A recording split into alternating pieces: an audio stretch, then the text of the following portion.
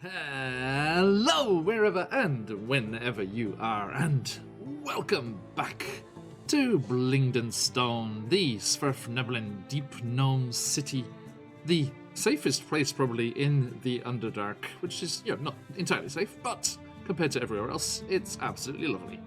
An absolute pleasure to have my players back with us. We should be saying hello properly to them in just a moment, but also a massive hello and thank you for everyone joining us already. 225 games.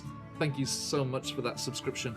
I am excited about things that we have coming in the near future, and congratulations on the release of your player's journal that came out. I think it was released on Amazon today. You know what? I am about to go and put that in the chat. Let me give that link that you put in our Discord. Hang on. Open. 2 seconds, folks. I'm very organized, as you can see. Our friend 225 Games, everybody, has released their first ever D&D product. So, whilst Discord opens for me, I will share that with you all in just a moment. Here we go. Oop. They have released the Hero's Journey. A Hero's Journey, which is a journal for the 5th edition TTRPG Adventurers. So let me grab this link here. Everyone, do give it a look. It has lots of great pages for note-taking and lots of really good guidance and questions to help with your session 0. All of those important questions and things that need to be talked about before you get rolling. So let me share that in chats with you here. Oop. Over on the Amazons there.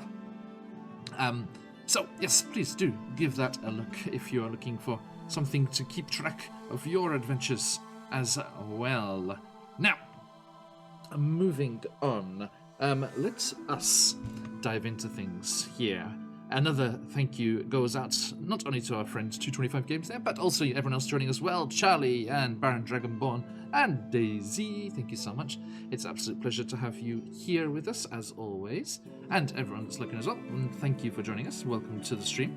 Now, as we are going here, let me also say thank you, of course, to those over in the VOD squad. If you would like to catch up with any of our old campaigns or missed episodes of current campaigns, or look back on fun moments and the like, you can have a look at our YouTube channel. And boop, there it is, I believe. Did that work? I think it worked. I think that's what I typed, right? It's not putting anything in chat. Did all the commands change? No. Right, is it? Am I being stupid? No. Yeah, it's exclamation marks. Socials, isn't it? What's happening? Stephen, guide me. I need your guidance, Zakan. There was an update. I hope it didn't mess with all of the settings of everything. Sorry, everybody. Okay. But yes, we do have a YouTube channel and a Twitter, which is what I was trying to show you. But if you give it a search, same name. If you just search for Phoenix Iwaki and look for the logo, you will notice it. It's very easy to find. You can find our all of our backlog of the VODs there, and in the information for those vlogs, you can find all of the links for the music and various sources that we use in our games, including those lovely people at Sirenscape. You can get yourself a free 30-day trial at sirenscape.com. And after that, if you want to use it in your games forevermore, like we certainly shall be, you can get them as a Super Siren subscriber. You can have them in your games, be they virtual or around an actual table. I've seen people with full-on surround sound setups and like tied in with their Alexa, so they've got voice commands for something, shit going on. It's there's some fun things you could do with that. Right, okay, we are here continuing our Out of the Abyss campaign. So let me give you a quick recap before we meet these 3 fine people below me down here. Last time they were staying at the inn that is catering for foreign visitors to Blingdenstone, as it is a deep gnome city and rather diminutive in its fixtures and various parts of architecture. They were staying at the Foaming Mug, and they were enjoying the hospitality of those wonderful people there. And despite acid spraying the tap room and then incinerating the hot spring bathing chambers with the birth of Charcuccio, the name that was chosen by chat. Thank you, everyone who took part in that poll last week. Charcuccio, the name of our red dragon wormling, the egg they liberated from the Duragar city of Gracklestug, not wishing the poor dragon to be enslaved by the evil priests there. They liberated the egg and they've been carrying it around with them and bathing in the hot springs. Beneficial for so many people and so many things.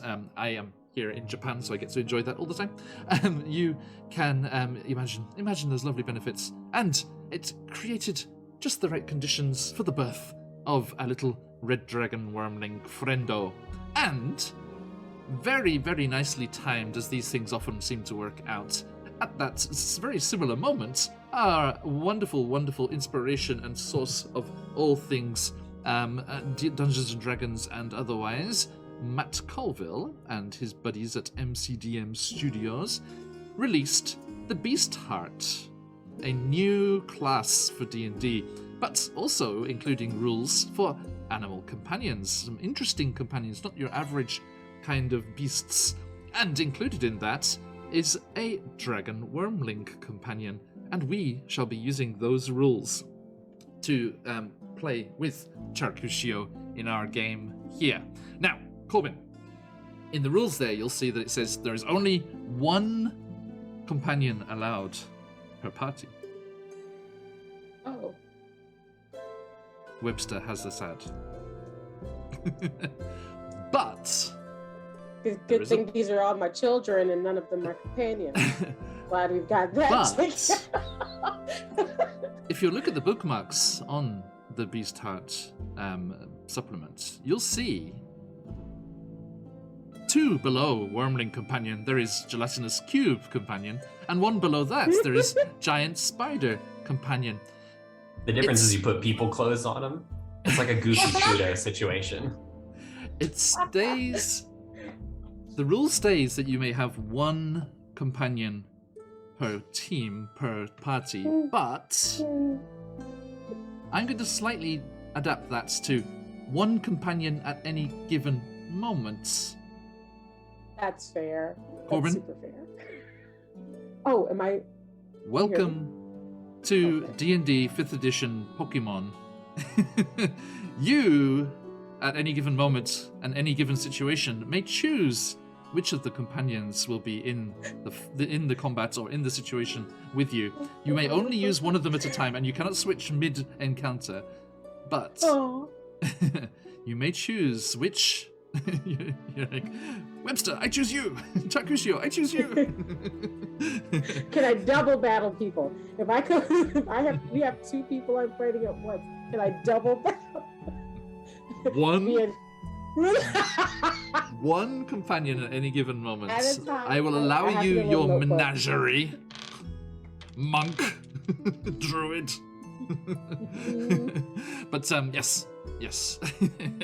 So you may choose which of your companions is going to be coming to the fore. Assuming you find your gelatinous cube again, it has disappeared off and away. But you have Webster, and you have Charcuccio, and you have the stat blocks for them both, and they are interestingly themed in different ways, so you can choose which of those you would like to use. Now, we are jumping back in here, and yes, Charcuccio was born and bonded with Corbin as everyone else quickly averted their gaze. It's like, don't look at it, don't look at it. And I was very aggressive. You were forgiven by the owner of the inn for incinerating the upfloor, as you very kindly cleaned up after yourselves and did a pretty good job of scrubbing out the soot stains. And no matter what I play in, I'm still a millennial. I care about customer service work. She hasn't Tappy, wasn't it Tappy, right? Tappy hasn't had guests for so long. She's just very accommodating. Now, as you talked about that and you had your breakfast, you talked about the dreams that you had visited upon you. Elora had seen a vision of Ogstrumch. What is it called? The evil thing. the evil force, Ogramok, that's it, yes, Ogramok, that has been corrupting elemental forces here and influenced the birth of the dragon, which is one reason that Tapi forgave you for the destruction, because Ogramok's bane had influenced the fiery nature of Charcushio's birth and caused a much greater inflagration than is naturally expected. And you, Elora, had a vision of this terrible creature. But luckily, your friend, Esmeralda, no relation to the one in Ravenloft, even though that's the same token, was luckily able to spot what was happening and screamed your name just in time for you to dive beneath the surface of the hot springs and not get incinerated by the corrupted red dragon birth. Then you also heard about Zakan's dream of a figure, a character beckoning you towards the church, the temple in the center of Blingdenstone here, the ruby in the rough. And visiting there, you met with the priest, and then what was that priest's name? You met with the priest, Glyphic Shroomlight. Yes. Glyphic Shroomlight, the acolyte, young priest, slightly put upon, and having a bit of a tough time of things over there at the temple. And he blessed you with the god, as the whole of this temple is dedicated to Segoyan Earthcaller, the god of deep earth and nature. Good for Corbin, our underdark druid here. And he learned that you were looking for some figure, and he bade you visit the crypts beneath where all of the Sverfneblin were interred. Heading down into the depths beneath the temple, you met with Burrow Warden Jagger, the undead previous guard of the city of Blingdenstone, killed during the Drow massacre that destroyed so much of the city. They're trying to currently reclaim for themselves. Oh, Daisy, thank you so much. Zakan, you have inspiration. Everyone, if you're joining us for the first time, your Dream Pie channel points can be spent to give inspiration crystals, allowing rerolls, or force disadvantage on the next roll, if you so wish. Thank you, Daisy. Thank you, Daisy, and it's good to see you, as always. Looking forward to Candlekeeper Mysteries this next week. Now, as you talked with the Borough Warden, he was training new Sverfneblin, hoping to guard the city once more and claim back the honor of the Borough Wardens after they were disgraced during this massacre by the Drow attack. He also asked you to lay to rest several vengeful spirits of Sverfneblin killed during that war, and hoped that you could put to rest the ghost that was haunting some of the residential areas, and also retrieve the remains of Sverfneblin lost in the as-yet non-reclaimed parts of the city. The outskirts of the city are still dangerous and full of scary beasties and things. So he asked you to head in the same direction you were also headed, to reconsecrate another temple, as you had met a druidic friend near the stone circle over near the leader's abode. And so, yes, a couple of birds with the same stone there as you were headed out in that direction. But before that, you were heading to Trader's Grotto, a delightful sounding spot. And it sounds, I think there would be like a real world, like farmer's market somewhere called that. Anyway, yes, you are heading towards Trader's Grotto, where you are hoping to make good on a delivery from Greckelstug. You're looking for a trader here to pass off some gems that you are charged with delivering, and looking to buy a couple of other things for yourselves. And that is where we left things last time. So let's quickly say hello to these players and jump right into things here as we get going with this week's Out of the Abyss. Corbin, who are you? Who are you playing, and where are they at right now? Who am I? I'm a Buns. True. And I'm playing Corbin, our awesome changeling, as stated, druid / monk. And I will not say I'm the tamer of the Underdark. but I definitely am its wrangler at this point. Right now, I think they are currently trying to figure out exactly how much they should have to pay for a harness for Turkey. One of those, you just disclaimed that you were not the tamer of the underdog. I said wrangler, and that means I just need to get one of those waist belts with all of the leashes. Can it be? Can it be one of those ones that looks like a ladybug backpack and it has a lead coming on? Yes, yes, it can. It absolutely can. Just wanted to check.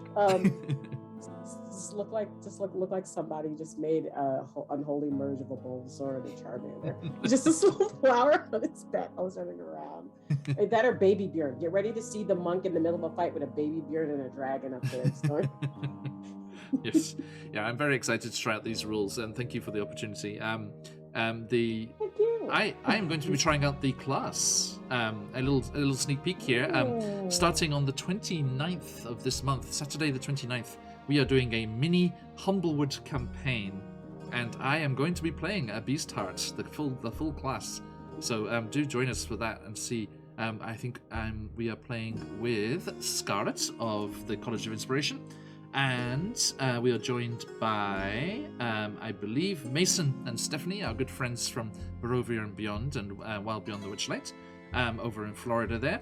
And I believe our GM for our Deadlands game and Tuln in Rime of the Frost Maiden, Josh, will also be joining us.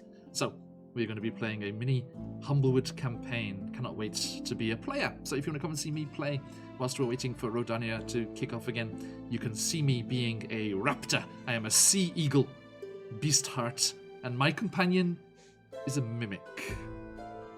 Yes, I love when people do that. I haven't had a chance to do that yet. Is it like the Discworld luggage? Does it have a bunch of low legs? Yeah, basically. Or it can just cover you and like just completely camouflage your whole body, like so you can just like stand up against the wall and it just looks like the wall. I played with somebody who was a bard, and they had their mimic turn into a hurdy-gurdy. Yeah. It was so fun. Nice. Moving on, Zakan, who are you? Who are you playing? And where the hell they are? Oh, hello. Yeah. I'm Steven, and I am playing Zakan, the Ranger. As is traditional. Sorry, everyone. It's always on the first one, isn't it? Just the There's first one. always something about the first one. Doesn't tend to repeat too much, so everyone. So I thought if I was bantering earlier in the call that it would do it, but it's always on the intro. Right, it is, isn't it? I should warn everyone before your intro. It's just your name. It's like, hi, my name is. Yeah, it's like a power word. It activates. Daisy's saying can't wait to tell Cos about the mimic pet. Yes, Daisy, please do. Our friend Cos over in Candlekeep Mysteries has had a rather rough time with mimics so far. Absolutely no way it can go wrong. Hey, they're new to D&D. I had to introduce the entire experience to them. Yeah, fear. Elora, you still have mimics to look forward to. Okay, I'm sorry. It's okay. Oh, yeah. Zakan. So, Aasimar Ranger / Cleric. Mask, glowy face. They have been down in the Underdark for over 100 years with the divine mission to find people lost and guide them to where they need to go, into the light, up to the surface, destroy evil, all that jazz. Yes. Previously patronized by the illustrious Tidra, the celestial angel, who has gone missing, is at AWOL at the moment. I wonder where they've gone off to. But now, finding guidance from Elistrai themselves, the drow. Feels great. The drow god who likes to help those wishing to escape the Your only constant companion for, decades and decades, missing, and you can't talk to them anymore. It's fine. Everything's fine. It's all good. Last but not least. Elistrai is like... Sorry, go. I was like, Elistrai, because her name will not come out of my mouth correctly. She's like the equivalent of you getting lost in a grocery store and then like the nice like courtesy clerk takes you and goes, come on baby, I'll take you to the front. That's the equivalent of what's happening I got lost as a kid in a supermarket, and a policeman found me, hoisted up on his shoulder, and just walked around the supermarket going, "Whose child is this? Whose child is this?" Until my mom, You, sir, is this your child? Is this yours? until my mom, like, embarrassedly came. "Oh, Unfortunately, it's excuse me, mine. Yes. Thank God my mum claimed me before some random person was like, "Oh, it's mine." Thank Oh, you." yeah. It's a good-looking baby. I didn't know they had samples. Great. Elora, please. I'll be looking for some lost children on our shopping trip. Bring them Yes. home. bring them home. Right thing. What are the D&D rules for children companions? Like just a bunch of toddlers. Yes, they It's an are. army of toddlers. And as with that all the other count as a companions, swarm? during a combat, their ferocity increases and increases. It's just, no, it's Swarm just of toddlers. take Swarm Master, and then you can have a swarm of toddlers. Yeah, my chosen Flying swarm is toddlers. It's so messy. There They all is have a juice, homebrew but it's nowhere to opportunity be found. right there. There's the homebrewing opportunity right there. Yeah, swarm of toddlers, like Yeah, mucus-based daycare attacks. dungeon. A kindergarten teacher class. Yes, just Yeah. the daycare dungeon. And Just one- welcome to the one that dungeon I- daycare. One that I know Stephen and maybe Sam can sympathize with the Kancho attack. Oh yeah. Just lots of little grabby fists going everywhere, going into things. Going I into high school things. students. I didn't do the children. Yeah, I had the 3 to 5 year olds. Yep. Yep. Sorry, Oh. Sam, please. Yes, right. Okay, I'm Sam. I play Elora Lustra. She is a high elf rogue from a now destroyed city, Mistranner, who ran away from home to start an outlaw band, where she steals from the rich and gives to the poor. One of her missions, her and her comrades were captured by the Drow, met these lovely people.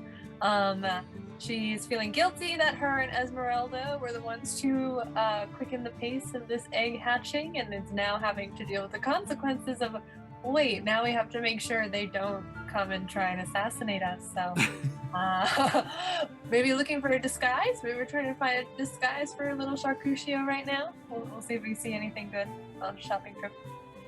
You muted once, muted. Just give him a little mustache. Charcuterie, I don't know who that is.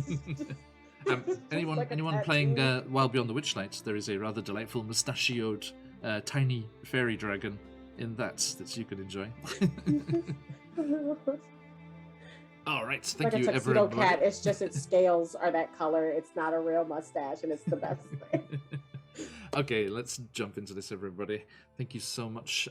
So let us return to the fair city of Blingdenstone, with its winding tunnels and rock bridges and crafted bridges arching overhead, and little stairways chiseled into the rock, and burrows here and there with warm lamplights glowing from within, and the natural glow of natural phosphorescent mushrooms and glowing crystals here and there as well. It's a lovely place. And sorry, everyone. Oh, that was very fast. It's the one thing I love about playing in the morning here in Japan is the bandwidth speeds are much much faster than in the evening. Okay, so there we go, folks. There is our group there. This is the Temple Cavern that they found themselves in, and they are going to be winding through that little space to the north of themselves there. And I believe, folks, if you're looking at the map, my dear players, the cavern that you are aiming to go to is this one here. So yeah, just directly north of where you are. This one with its nice watery pools dotted around the place. Okay, so please, if you'd like to make your way over there, is there anything you're discussing on the way? What are you looking to purchase, etc.? I mean, that harness clip was kind of serious. Oh, we need a designated way to keep this dragon next to me. Okay. So what do you think it would be? Because I tied a string around the legs of the birds at the aviary back at the monastery, and it worked a little bit. I also caught a fly and did it once with them. but I don't think their string strong enough for Sharpshooter. And I don't want to do chains. Unless they have spikes on them, because then it'll be cool. Could we also perhaps purchase a invisibility potion in emergencies where we really don't want Charcuccio to be seen? Oh, we don't have to worry about those. I have something like that already. Oh, Actually, okay. actually, do I have a Humblewood, like it allows me to make me or one other person like basically invisible. Oh, it's perfect. Like it's the dusk thing. You can Like a make cloak things of invisible. cloak. Excuse me for a second. I'm just going to be over here researching monsters with true sight. But Corbin kind of stops and turns around and kind of like gets real close, like they're saying a secret. Do I have to keep reminding you that I'm from a crime? Something that made me invisible. We do remember. We do remember. You don't commit a lot of crime, though. I didn't want to commit crimes. Lapsed criminal. Like from a legal standpoint. Yeah, I know that. That's the whole point. I don't want to. I mean, believe me, I could. But I don't really want to. Unless it's for a good reason. My family only stole stuff for horrible reasons. You kind of have the bearing, though. I mean, no offense. To be fair, I was the executioner. I was training to be the executioner. So, I guess they did a Somehow good not job. very surprising. Right, you're just like not surprised, and they're just like, they did a good job, I guess. And then to Alora, pointing at at Corbin. See, these are the ones that you always have to be worried about if they're very deadly, but also incredibly personable and bubbly. You have a good point. Corbin is a bit disarming at first, but they can do some damage. See, people know you're dangerous, Alora. You have an air about you. It's And a very reputation impressive. as well. And a reputation. I'm not quite sure what the thing is about. I don't know whether or not I should help him cross the street or throw a street at him. You don't need to think anything in particular about me. I am but your humble servant. Yeah, see, and that's why you're the first person that I would shank in the middle of a fight. You'd be welcome to try. See? You might sneak up on us more quietly and nimbly than even I could. Oh, well, I mean, it would be very difficult for you to see me if I didn't want you to. This would actually be a very interesting no. battle royale, actually, the three of you.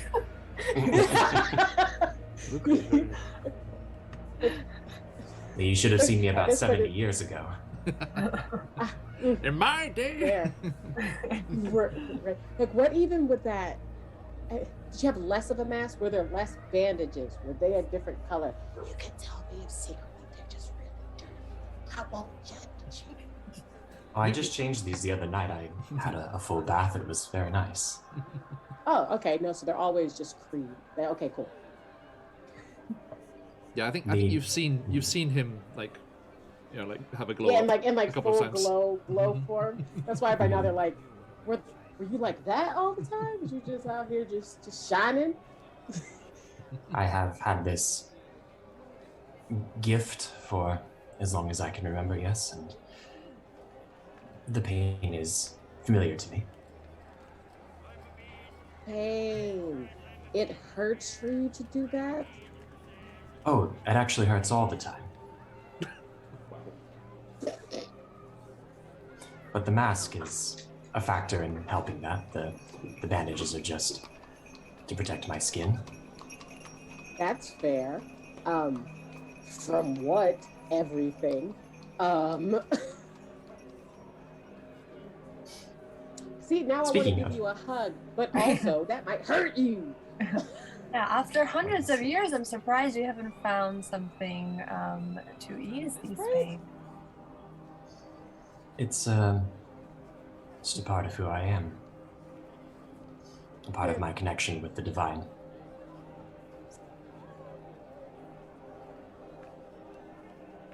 I do need some more Go ahead. bandages, though. I used up the last of what I had. Oh, I would give you what I have, but I got bored and drew flowers all over them.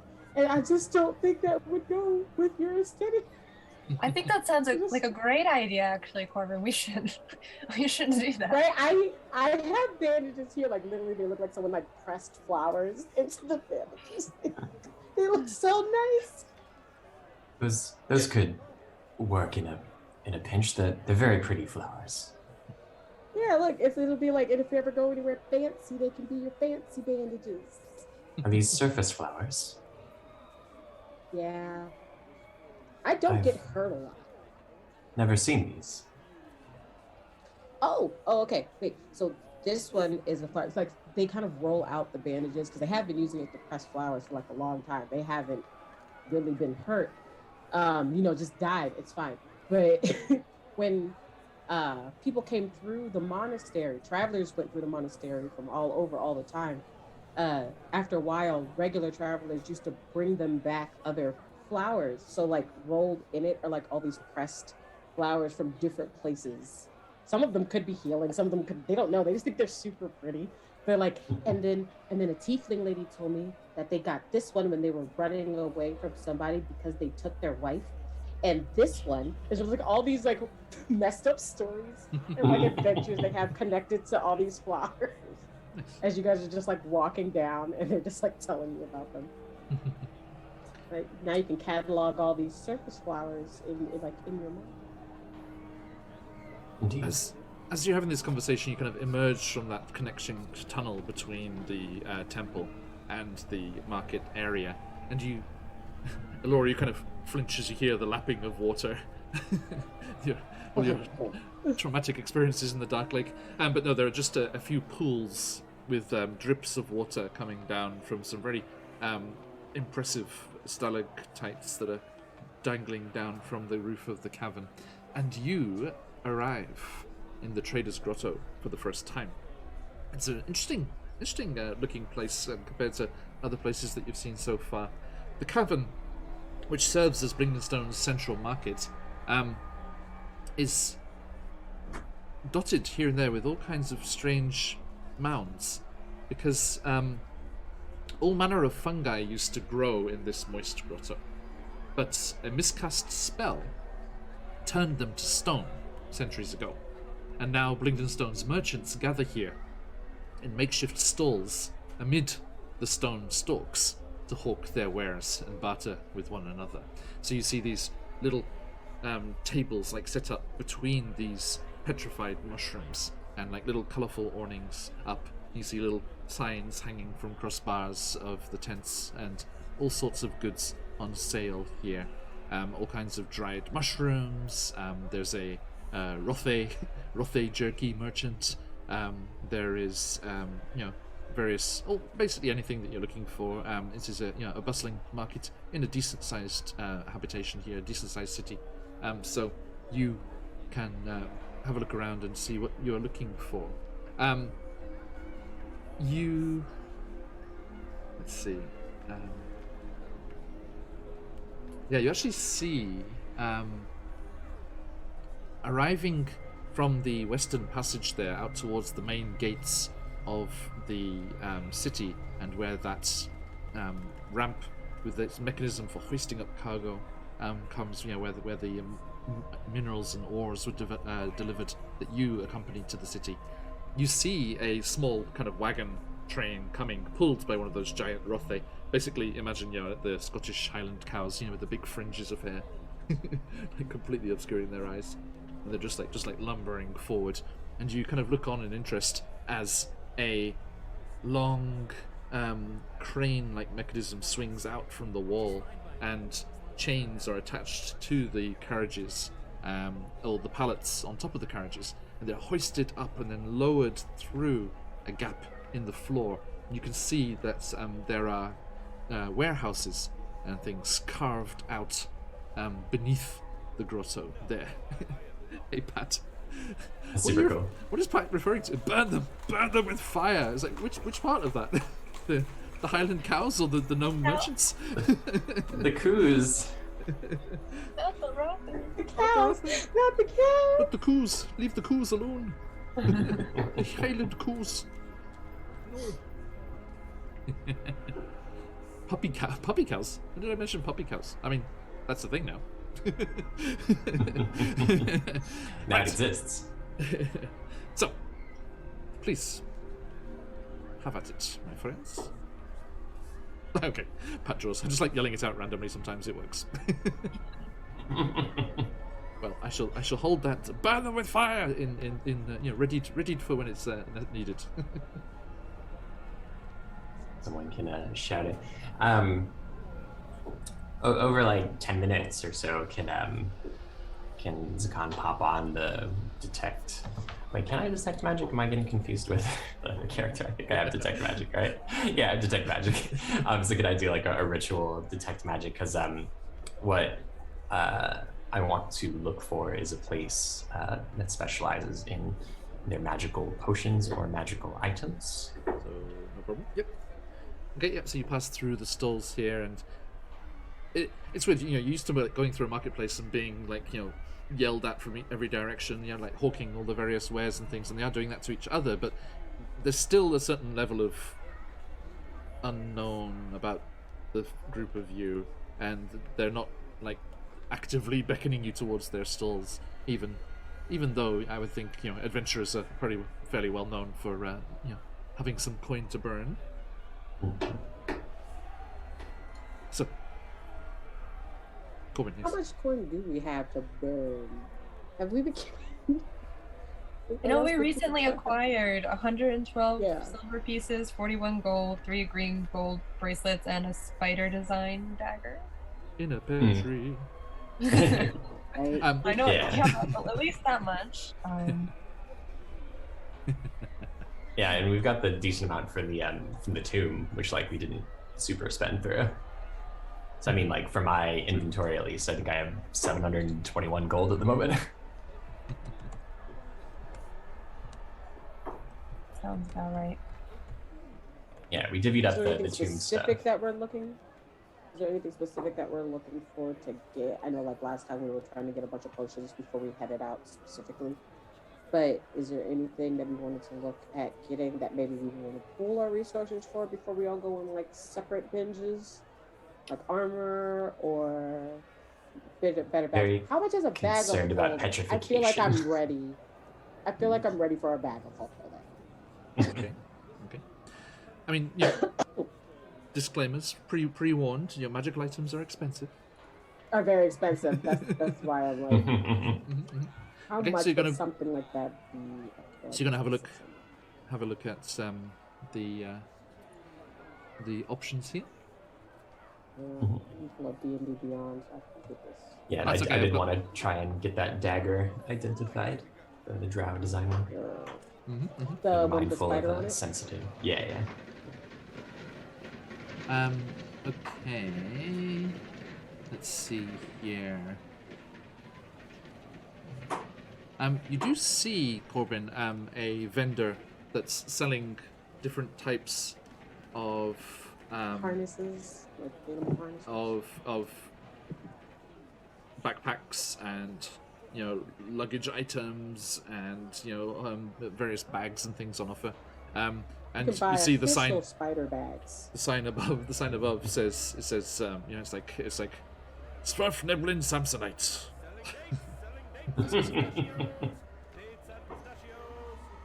And dates and pistachios. Rolling apparently. I heard it. I was like, is anybody gonna say anything about the dates and pistachios?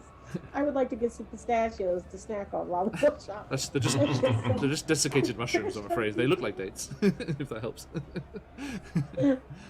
Okay, so can you imagine how expensive they would be in the Underdark? Like transported all the way down here through the dangers of the Underdark.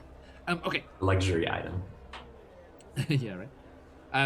So yeah, you head on over there, and you see, and Zakan, you do feel a ping on your detect magic from this stall. So it does seem they have some higher level, upper grade holdalls and things. And Corbin, yes, you head on over there, and there is a a small Smurf and everything, kind of, you know, bald-headed, you know, like our friends, Jim Jar and the like. So he's like, oh, hello. Hi. What can I help you? I need one of your backpacks. Everything that we have for sale is on view here. Are you looking for a shopping bag or something a bit more, you know, long distance? Long distance would probably be better. Something that I could put over a small animal that will not get bigger as time goes on. Animal. Yeah. This is not a pet store. It's for you know, items of luggage and the like. Yeah, but I need adjustable straps. So. We have those. If you're looking for more expensive, containing Sturdy would be a better. right. I mean, we have some magical containers. Would you happen to have? Oh, sorry. Go ahead. They come with the finest, silkiest coated archivists you've ever found. Guaranteed.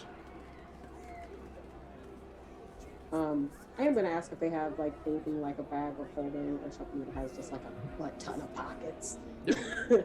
Yeah, they have them. Oh, what's it called? It's called something's Havasak, isn't it? Hang on, let's see if I can find it. Ooh. Okay. A regular bag of holding is 500 gold. Okay, wait. Okay. A Heward's Handy Haversack, which is the one I was looking for, is 8,000. So yeah, no. maybe, So maybe go with the regular. Maybe go with the regular. I was like, whoa.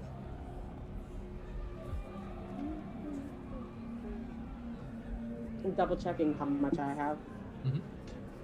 I'm not entirely sure why because it's just like a different design. I'm not sure. Hey, Tally. Hey, Rebel. I'm telling you, it's extra pockets. Like all I things guess. in fashion, the more pockets you have available, the more expensive it's going to be. I guess so. Why lady pants pockets are only like this big. Yeah, the Handy Haversack has a central pouch and then 2 side pouches, which are extra dimensional spaces.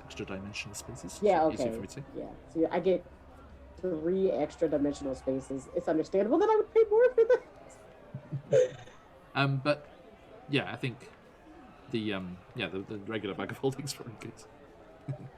Cheers, Robert X. So, excuse me. So yeah, that was 500. If you have that. It's 500. I'm trying to find where my inventory is on this so that I can. It's on the main area on the right side of the character sheet. Oh, on the right. Inventory in the top there next to your spells. You have 0 gold. Yeah, I looked at have. I inventory. only have Mine says 50 0. gold. The gold is in the top right of the inventory tab. There's a little gold piece marker. And a 0. Wait, it looks like a tiny little hourglass thing. Yes, Yeah, and it says 0, but I could have swore I had more than that. Yeah, had you guys not I haven't added spent from the any money. tomb? I don't think I did. I think I wrote it down, but I didn't put Didn't it you all just like in. lump it together? Yeah. I Yes. wrote down. Oh, we 4,000 divided it up. silver and 1,200 gold after the tomb. Say again, sorry, I Laura. think I was gonna say I wrote down 4,000 silver and 1,200 gold after the tomb. The What was that? We didn't go The shopping total? again after that, right? yeah, and the shopping we did in Gracklestug, that was like on the watch's dime. So is that that's what it was, because we kept trying to take away. We kept trying to take away stuff, and I think I actually started taking away the value of stuff because I kept forgetting that it wasn't us paying for it. Oh, right. The Tomb of Kaim would have paid out 400 gold and 1,333 silver per person. Cool. I mean, if you guys are fine, I always find it's easier just to have one person keep all of it. Yeah, but definitely like to have that means that I can definitely afford getting one. But now I want us to actually kill it. Like I want to make a note of it. That was Yeah, we're not 400. with Zakan and Eldith doing the scavenging and stuff. We don't have to worry about keeping track of food and rations, but money definitely. Please keep a track of that. Okay. I think with the bag of holding, that would kind of benefit all of us, right? Exactly. So that would be like a pooled expense. Yep. And you can now, on D&D Beyond, create a bag of holding in your inventory. And you can put things in that and then click it so it doesn't affect your total encumbrance. Because the things in the bag of holding don't. Split up your inventory, which is very handy. It is. Okay. Thanks, D&D D&D Beyond. Beyond does not like me right now. It will not let me add or take away any type of gold in that inventory. Okay, we'll just jot it down on some paper and then we'll fix it later. Yeah, I am, hopefully. But Cool. it's just really annoying because I'm sitting over here like slapping my keyboard. Oi.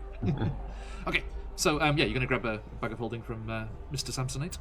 Yep, I'm just gonna subtract that though. So that way we don't think we still have that amount because that was 400 gold. And then he's like curious about your previous request. He's like, you said you're looking for some kind of harness. Is it for animals or what? It is for an animal. I have a newly born.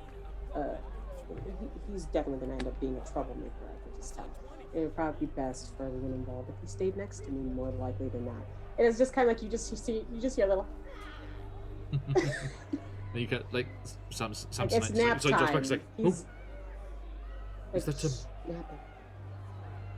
is that the dragon wormling? Yes, a gold one. I know for a fact gold and red dragons have the same fire, have the same thing, the fire thing. I don't care if people are right with red dragons. I'm scared. I've heard in Draconic they're called Akachan for babies. Yeah. So that explains the red colouring, even though it's a gold dragon. Oh, I see. Gotta The study light's abroad. just catching in a weird place. But yeah, this little dude need to kind of turn around so they can kind of see how big he is.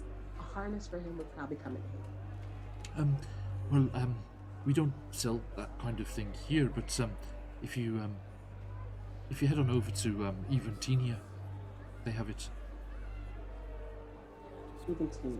Yes, because Okay. we Surf Neblin, we're teeny tiny, but the babies are even teenier.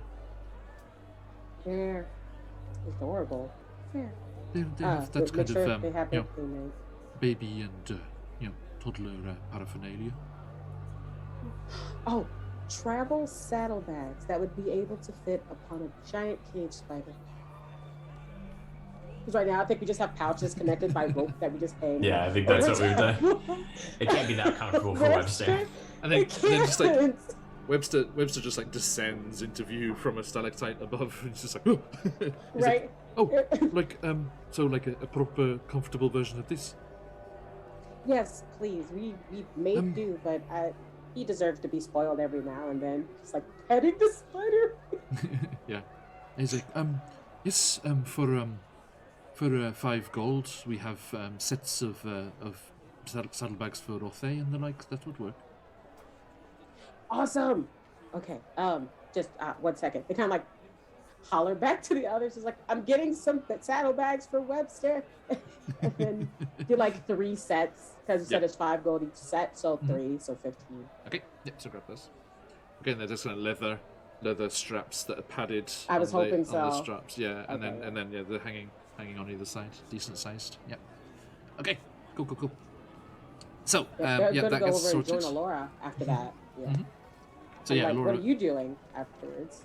Yeah, Zakan, you did feel a ping, and there is a strange little tent kind of like construction with a little sign hanging outside. It says Paulette's Potions, and there's a all kinds of mushrooms, like underdark mushrooms, hanging and drying from the edges of the tent, and a little plume of steam emerging from the awning and the entranceway into the gloom of the interior. And there's a rather almost acrid kind of tang on the air as you get close to it. I think may be able to get some answers for various bottles of mysterious potions that we've found along the way inside this stinky tent. Okay, so you're gonna duck in there? Yeah. Okay, you see there is a Svrfneblin in there with a kind of a shawl draped over her shoulders and a long like skirt that trails out behind her a bit, and just fabulous red lipstick. Just like fantastic makeup job here. And she's like, "Hey, yeah, what could you get for you? What do you want? Do you want some love potions? Maybe some ointments to ease whatever it is you're hiding under there?" Oh, well, actually, that may be good day to you, Elder. And they do the bow and the salute. You've been speaking to some of the elders. Nobody does that anymore. Oh, sorry. It's been a while since I've been in the city. You tend to forget these things as the years go on. Yes, the ointments maybe, but what I wanted to sorry, ask let me stop you. And she quickly juggles like a thing that was like on a little burner off on the side. It was like starting to bubble over. Yes. Sorry, pet. What you after? And Zakan will bring out, and I hope you have your notes ready. So the sticky black viscous potion that was from the oozing temple. Okay, bear with me. Yeah. Was that in the fountain? I was in the fountain, yeah. Okay, yep. And she knows exactly what these things.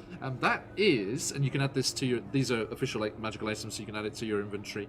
That is an oil of slipperiness. Oil of slipperiness. Good. And then also So, the yeah. rose-colored potion from the Tomb of Kaim with the heart in it. We had never got an identification on that one. Yeah, and the other one was the other one from the temple was a health potion. Right? Yeah, of questionable strength. I don't know if that's something that she could identify. She. Oh, that didn't work. Come back. She says. She's like, oh yeah, it's kind of a middling strength on this one. It's a greater. And what about our effervescent rose-colored one from the Tomb of Kaim? Do you recognize that one? The good thing about D&D Beyond is like the magical items are hyperlinked, so they're different colors. So you can like nice just to scroll down. It's like, oh, there it is. Okay.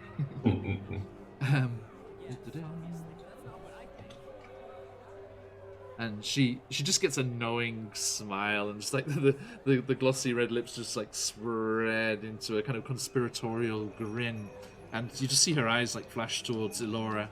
She's like, oh, I see. Not returning your attentions.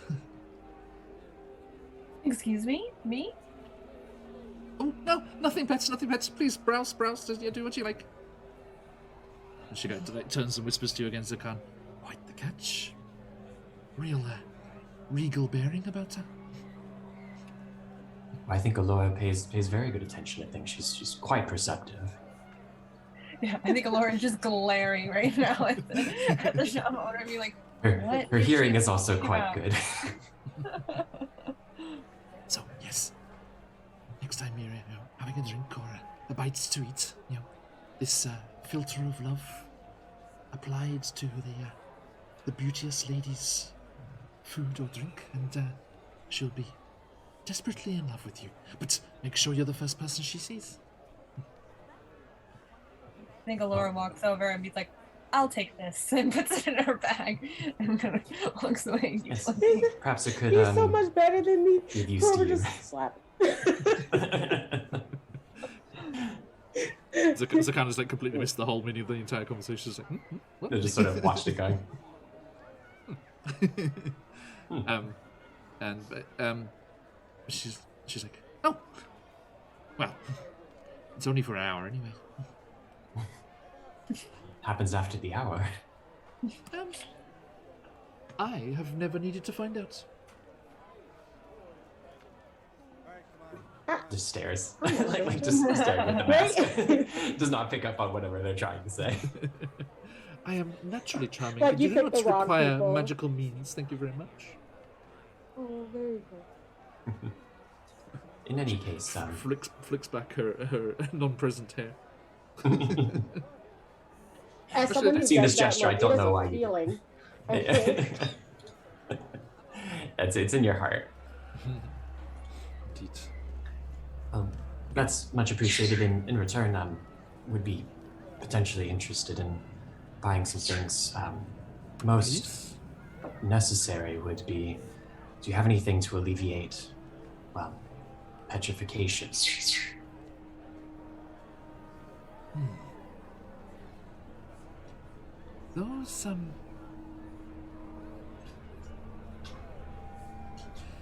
Those are very difficult to create. It requires the secretions from the digestive tracts of basilisks themselves. It's a very, very costly and treacherous thing to acquire. Is the proximity of those basilisks, that's the very reason why we may need one. We've been charged by the leading family to take care of them. You know, that reminds me. When was it? A few years ago that handsome drow man came through. He was telling the little ones about the story of when he killed the basilisk. He actually left some of the... Actually, I believe I still have the potion I made with the basilisk essence that he gave me. So this is not only a effective potion, but a storied one as well. How fortunate. Yes, indeed. Talked to any of the little ones. They were practicing off over the way there how to kill a basilisk. They've got this adorable little basilisk dummy set up, and they were practicing fighting against it. You know, all of the miners and especially the prospectors going out trying to find the new veins of minerals and gems and the like. You know, they come across dangers from time to time, so they like to practice how to fight the various beasties. And this drow. First of all, a drow. I know, a drow in the city. Can you believe it? But this one was different. Not like the rest. Not like, you know, those ones that attacked. But, he was good friends with one of the old borough wardens. They left together. I haven't seen them for a good while. Yes, he had killed the basilisk and was looking to sell the various things they'd harvested, and yes, I do have a potion left here. That is actually a scene in the Drist books. Where it's one of the first times he actually gets to make friends with the Surf Neverland. He connects with these kids about this, you know, with how he killed the basilisk. You. Be really only one drow that would have been in this city. I know, right? Just thought.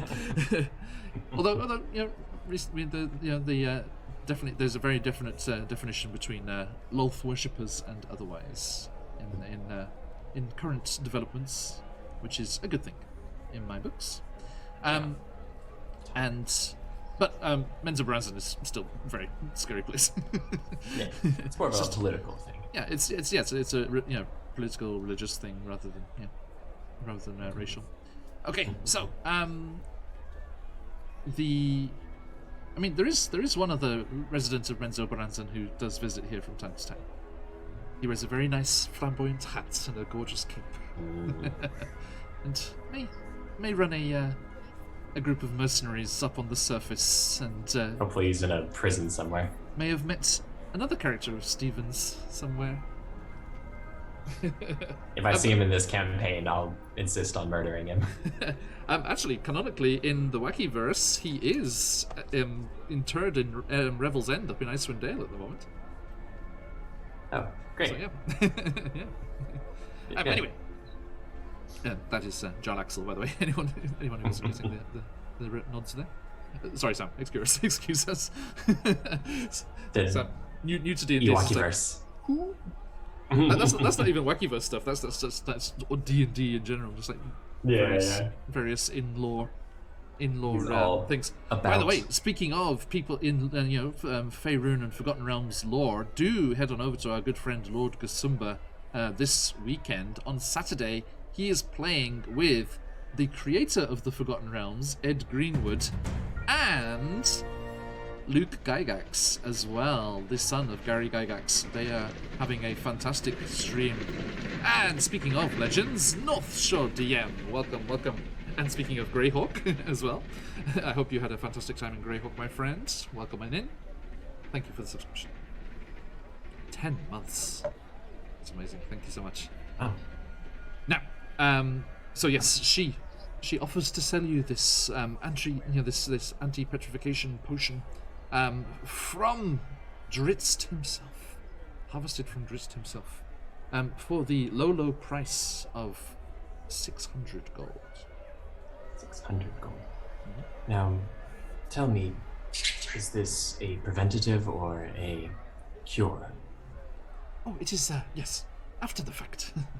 If any of your friends are, unfortunately, subjected to the gaze of that rather more malicious creature, a much scarier gaze than mine, I might say, then yes, they can be returned to themselves.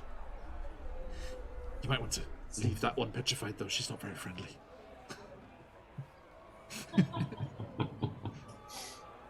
Such a storage potion, and obviously valuable. I am certain that you could perhaps have quite a improved standing if we were to inform the family whose name I definitely remember, who's the family that told us to do this. Who you after? Sorry? The family that charged us with helping out. Oh, the Digamatucks? Digamatucks. Yeah, the leaders, yeah. Yeah. Bluff, how you doing? Okay. Mm-hmm. We would be certain to let the Digamatucks know that you were a vital part in helping clear out the city. But were you to, perhaps, give us a little bit kinder of a price, a bit more helpful to leave us room for other preparations? Give me a persuasion check. We have many materials we need to buy, you understand.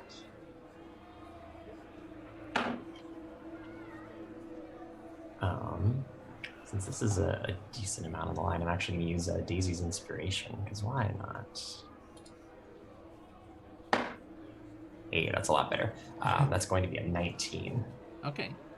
Cool. She's like, well, if you're doing it for the good of the city, I suppose, and in the name of the Digamatucks, no less, yes, how about 500, and I'll give you one of these for some other injuries. And she offers like a potion of healing as well. Yeah. That sounds good to me. Let me consult with my companions. Should either of you become petrified, this could be very helpful. I understand it's quite expensive, but if it's all right with you. I believe it's worth it. I've never faced a basilisk before, and I have a history of freezing up around new enemies, so I'm all for putting down for this. Corbin, no complaints? Corbin, what were you doing? I just, like, as you were starting to go and talk towards Corbin, I just sort of, you, stop there! Yeah, Corbin's definitely got their hands on the shelves. No, I think Charcuccio Charcuccio is just reaching out to eat some dried mushrooms from the hanging from the tent. Like, hey, what are you doing? Corbin's got their hands full. Yeah, because like the way that sorry. Upside down wiggling dragon. No, you're fine. That would be really cool. And I mean, I would much prefer for us to not really have to fight a basilisk, but also, maybe a basilisk would help me keep you there. All right, well, I've never had a basilisk before. It could be fun. They're misunderstanding the want of this. Yeah. So like, yeah, sure, buy it, but if it'll help me become their friend later in the store. Hope, like how you being doing? artists. Welcome. Everyone, please do check out Hope for TTRPGs. It's a great pleasure to see you, Hope. I hope you're doing well. Hello, Raiders. Welcome on in. Hope you're doing well. So yeah, a second or two of staring at Corbin in silence, and then just a nod and back to the shopkeep. And yes, 500 gold and your additional potion is much appreciated. You also mentioned something about skin ointments. Do they help with burns? Yes, indeed. You wouldn't happen to have bandages as well? No, I'm afraid not. He's gag. But there will be other purveyors of wares and things around this place. I'm sure someone can help you out there. Yes. Well, Oh, then what on earth's going on out there? And like from outside, you hear like raised voices and cries of alarm and the sound of running feet. I should. Let me just going into the quick thoughts. I can use something, Stephen, that I made for you and Michael a long time ago. As you nothing hear, good ever happened to us. I don't like that. you hear cries of alarm and running feet and a warning bell go out and start to ring out. You're like, attack! There's an attack! They're coming through the collapsed passage! Everyone, get out! Get out! And you just, Corbin, I think you're closest to the door there, and you kind of like stick your head out the tent, and you just see panicked. I was really about to say that. I was like, yeah, right. You see panicked Surf Neblin just like scattering here, there, and everywhere, just like things being dropped. Your dates, pistachios rolling everywhere, and just people just scattering, scattering all over the place as these bells go off. I swear, if it's a slime feed. And you see the collapsed passage to the north of where you're standing on the map there. You see just coming through and materializing through that passageway there and into the marketplace here, the strange glistening kind of material coming through, and a guard that was standing on duty just there. 2 seconds, right? Bling the stone, inner bling the stone. Excuse me, folks. Yes, there was a guard standing there, and like as these gelatinous oozes just seep through the broken rocks and fallen cave, that's blocking this passageway. The guard that was stood right there, he wasn't looking that way. He was like looking across the markets, and then you just see him kind of like go surprised, and then kind of like float up in the air a little as he is completely engulfed. And you hear another Surf Nibbler nearby, like, Mev! No! Mev! I'm sorry! And they run off and disappear and like grab. And you see everyone just like grabbing up their shopping, grabbing up family members, and just scattering this way and that as two gelatinous cubes make their way into the area here. Laura, Corbin, time to earn our keep. As Now- long as they're not our gelatinous cube. Neither of them seem to contain anything that you would recognize.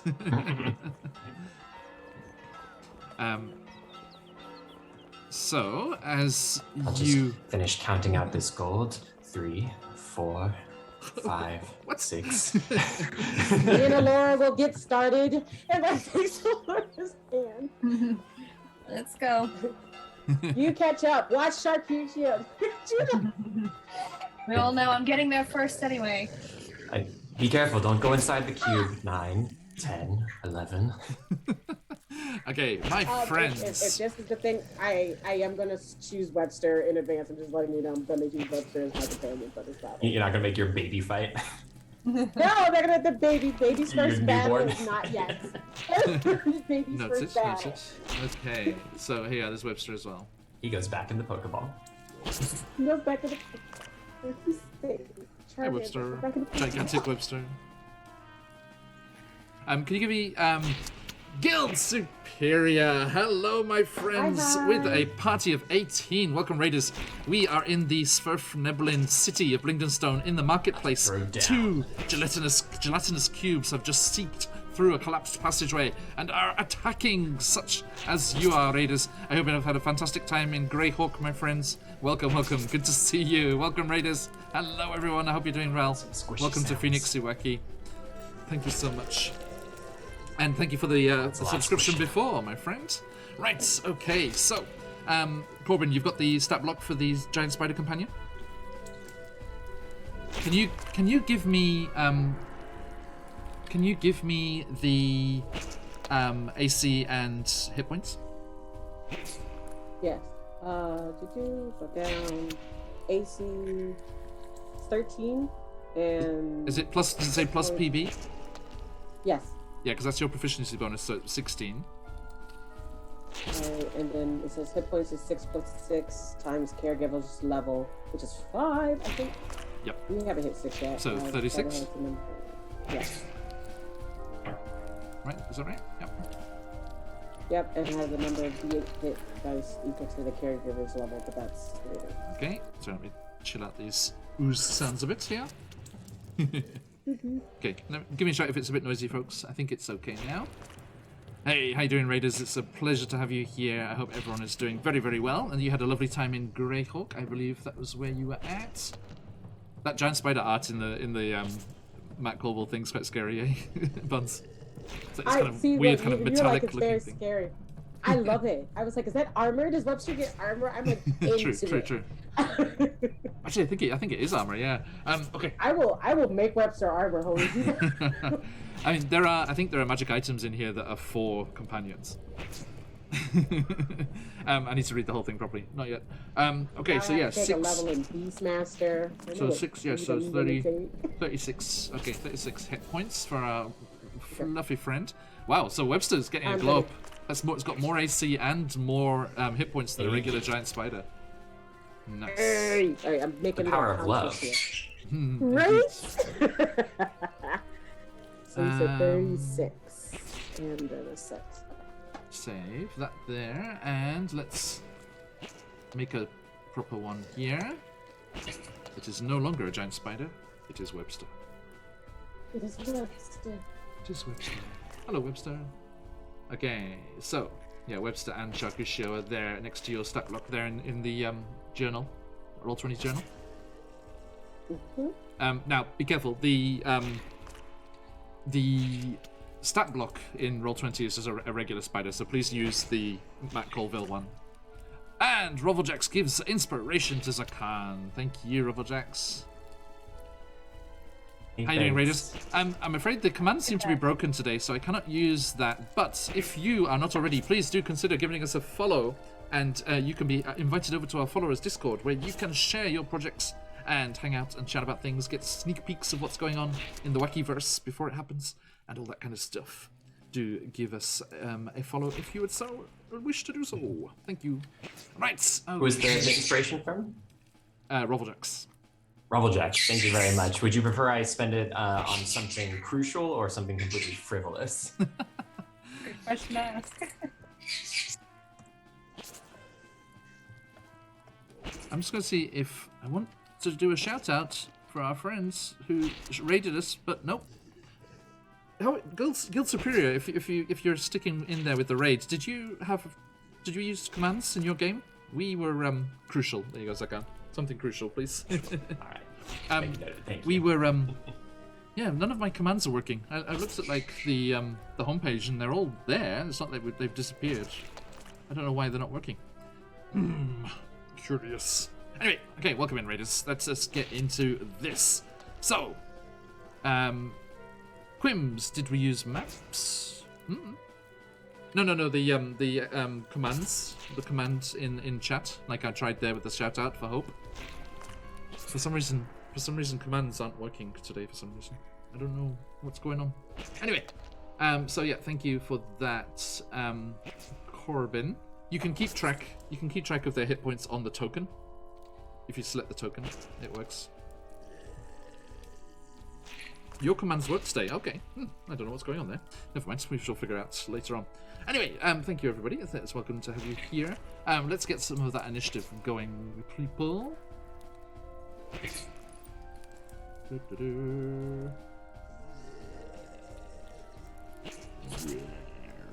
Sorry, Chakusho, you're not here. I'll do that in a second. Okay. How you doing, Grims? It's good to see you, mate.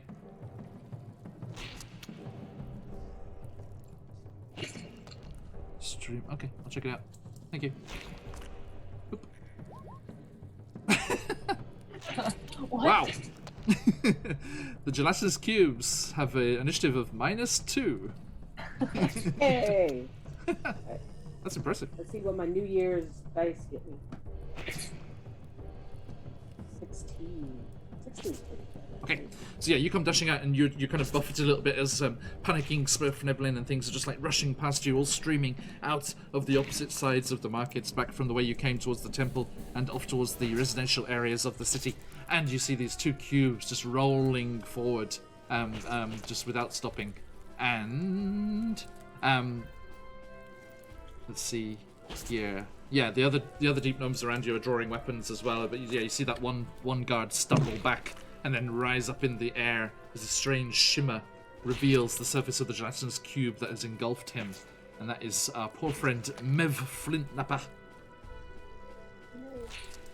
And let's see. Okay, so he has taken some damage already. Move. Let's see here. Okay, so everyone, please. Who else we got here? Let's get this in order. Descending. Okay, Elora Illustrious, of course. Please, what would you like to do as you come dashing out of the tents? That's a darn alert feat. So I imagine there are a lot of stalls and petrified mushrooms everywhere. There are. Mm-hmm. I could hide up there. Okay, that'll be my bonus action later. So, my feat says that I have advantage on attack rolls against any creature that hasn't taken a turn in the combat yet. Right. Okay. Excellent. So I'm going to dash forward.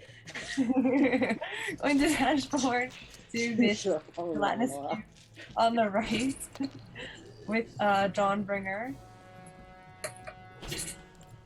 Okay, and that is a 21. Oh, 26. On the gelatinous cube, that definitely hits. And that's... You can just see the panicked look of the gnome inside. And they're just like, but you know, like silently. Oh, Is there any thoughts? I thought it was dead already. Oh no, Okay. he's He's just alive. slowly being digested. Oh, okay. So if I attack this cube like around it, Yeah, could I it's fine. save him? Yeah, it's huge. You can try. Okay, Definitely. okay, I mean, okay. you could pull him out if you want. Oh, all right. That would be my bonus action or my full action. It would be an action. It would be no action. Okay. Well, I'm going to attack this thing, I think, Okay. and try not to kill him. That's going to be 14 radiant damage. And then with sneak attack, because I had advantage on the roll, that's going to be 11, so 25 damage. Okay. And then on my Dang, offhand, I'm going to use my Moonblade. And that's a 9, so I guess that doesn't hit. No, I'm afraid. Actually, sorry, a 9, you say? Yes. That hits. Oh, it hits? Okay. These things are just slowly glooping forward, very, very slowly, and not dodging particularly at all. You just there's this wall of jello. You're just hacking at it. So I'm just slicing into this jello cube, and that's 11. 11 damage there. Yeah, slashing damage. Okay, thank you. So yep, you carve off bits of this creature.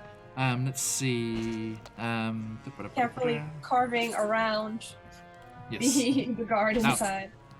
you remember the black puddings that you fought, and when you slashed into them, and they became 2 other black puddings when that happened. But this one does not seem to do the same thing. It just takes the damage, and a large part of it kind of sloths off and just almost evaporates on the floor, kind of hissing there, making a little puddle there. Okay, and that brings us to Corbin with Zakan on deck. Okay. Now we get to start our new things. Everyone, we are trying out the Beast Heart companion rules from Matt Colville's newly released supplements. So let's have a look here. You need to roll me a D4. Ooh. One moment, please. No problem. So maybe okay. 4. That's probably a bad thing. Okay, so yeah, that means that Webster gets 4 ferocity. So, Oh yay! Wait, I like this. yeah. So remember, when ferocity builds up every turn, and there's no upper limit to it. If it's ever 10 or greater, it's a D4 plus the number of enemies immediately around. But I don't think you're next to those cubes yet, right? You're not next to them yet. Yeah, you've just run out. I'm behind. Yeah. Yeah, you've just right run out of. Yeah, you've run out so- of the tent. So you're looking at them. So you're not starting next to them. But once you're in combat, they will be adding to that ferocity. When the level of ferocity reaches a 10, then you have to make a animal handling check, which is a DC 5 plus the level of ferocity, so minimum 15, maybe more. But you can choose not to, and if you choose not to, or if you fail that check, the Webster will attack the closest thing. So if there's just enemies around it, then there's no point trying to control them. Just let them attack, because it does their signature attack, and you get extra damage as well. And then Yes. and then okay. that reduces the ferocity to 0, and it starts to build Okay. up again. So if there's only enemies around, then let them let them have at it. It's a really good thing. Which I really or like if the that it enemy's kinda gives them closest. that bit of autonomy. Right? So you yeah, so you see Webster start, like, they're kind of like dancing on their legs, like they're like ready to go, and there's like and yeah. Do you want anyone around Corbin is just going to be like freaked out? I guess it'd probably be the best way to say it, because they're like, "Do you want to go play? Do you want to go play? Go play!" It's like, It's like go fetch. Basically, because they want to try to get the guy out. I actually kind of want them to use their web thing to kind of web and knock him out of the gelatinous cube. 2 seconds. Would that be something that they could do? Like shoot it and then the impact knock them out? Yes. Yeah. I don't know if they could pull it through. That might be like a 2-turn thing. That's why I'm hoping I can just knock them out. The web wouldn't be able to penetrate through the cube. It wouldn't be. No, sorry. Yeah, because Okay. he's completely engulfed inside. It would. Could I hold his turn, and if I made an opening, he could flip and grab him? Yeah, it's just. I mean, you can plunge your hands in. It's just like a shot web wouldn't have the momentum to penetrate into the jelly. That's all. It would Okay. just impact against the surface. But you can reach in and pull him out if you want to. Okay, yeah, I think I want to do that, but with this, so that I don't get stuck in their thing, I'm gonna have Webster web my foot and then go get him, then have Webster Sure. joint us out. Yeah, I absolutely. do not want to be stuck in a That's super clever. Live through that. Doing like Okay, a so tether. yeah. So yeah, like the a giant bungee. spider. The giant spider has the regular, spider climb, web sense, web walker abilities. They can do a bite without, just any time. Now the other ones cost ferocity, so you need the ferocity. So keep a track of the number of the right. You've To got do 4 like ferocity at the for moment. the actions, Yeah, for the Yeah. destabilizing attack, it costs 2. For web, it costs 3. plus 5. 5, sorry. It says 5. Yeah, And then the bite frenzy bite frequency is 8. is 8. But does he get that 5th level because I'm on 5th level? Have you seen the sticky stuff bonus action? Well, the spider's Maybe be that. Yeah. So when the spider's caregiver, Corbin. Hey Lee, how you doing? Welcome Raiders. I hope you're doing well. Hi. Thank you, everyone. Do check out Lee for interesting world building and home brewing and Warhammer streams as well, not just D&D. Sorry, Lee, our shout out command is, and all of our commands are broken today for some reason. I cannot do a shout out, but please click on the username there and give them a follow, my friends, as with our good friends at Hope for TTRPGs and Guild Superior as well. Welcome, welcome. I hope you're well, and I hope you had a good session too. So yes, when the caregiver's within 5 feet, the spider can coat the bottom of the caregiver's feet or footwear in a selective adhesive, which allows the caregiver to move up and down and across vertical surfaces and upside down along ceilings while leaving their hands free, and gives the caregiver a climbing speed equal to their walking speed. That's fantastic. So Sticky you can have Webster do that to give you more like adhesion, like to the floor as well. Like stick yourself to the floor and reach in. It's like, yes, Okay. he could do it once and it's not a thing. I will actually have him do that so he can still have. Would that count as an action for him? No, it's his bonus action. Because that's So a he could- bonus action. Yeah, he could bite as well, or do Yes, the I think I'm- destabilizing attack. Yes. The spider, just to read that, spider makes it a signature attack on a hit. There's no more effects, and the target has disadvantage on the next attack roll they make before the start of the spider season. Yes. So Okay. the bonus action of sticky stuff for the adhesion. Yep, bonus action, sticky stuff, and then you can do the destabilizing attack. Destabilizing attack. Okay. When I'm turning the counter down to 2, since that costs 2 for us. Yeah, that's down there to 2 for Rusty there, and that is to attack is it's a +6 to attack. Or Webster's guys. Webster tank. Webster tank. I rolled a 15, so yeah, kinda. 21 to hit. 21 to hit. All right, yes. So Webster, you see Webster just like kind of like coat Corbin's shoes with this web substance, and then dash forward on their legs and just bite into the gelatinous cube. And so roll me the damage there. It's a d6 + 3. These spiders probably I like bite to think cubes it's pretty just like- frequently. Right? Yeah, I feel like it injects, like you can see the venom like injecting into the cube. Oh, cool, yeah. Like if you were to put food coloring into Jello, that's kind of how I'm seeing that. Ooh, rolled a 4 on the d6. Corbin, there's a urgent request from Lee, or urgent question from Lee. Is one of those cubes Glabagool, or did you lose him? No, we lost him kind of. He wasn't allowed inside of the city with us, so he's like on the outskirts, and they haven't been showing anything to show that he's our Glabagool. I don't see my little stones. He had like He was glowing like full of stones pretty inside of him. stones. Yeah. Yeah. Yeah, so none of His- these are her friends so far, I think. His automatic machine gun stones. Unless he ejected those and has been controlled by some outside influence. I don't know. Stop it. Just I rolled a 4. What was it? It was a d6 plus what? D6 + 3. It's your Then it 4 it uses seven, your seven. proficiency bonus for everything, pretty much. Okay. Well, then it's 7.